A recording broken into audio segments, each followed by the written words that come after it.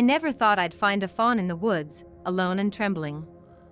As a wolf, my instincts told me to keep my distance, but something in those big, innocent eyes pulled me in. I couldn't just walk away. I took the fawn under my wing, nurturing it like my own. Every day, I taught it how to survive, sharing my warmth and protection. It was strange, defying nature's rules, but love knows no boundaries.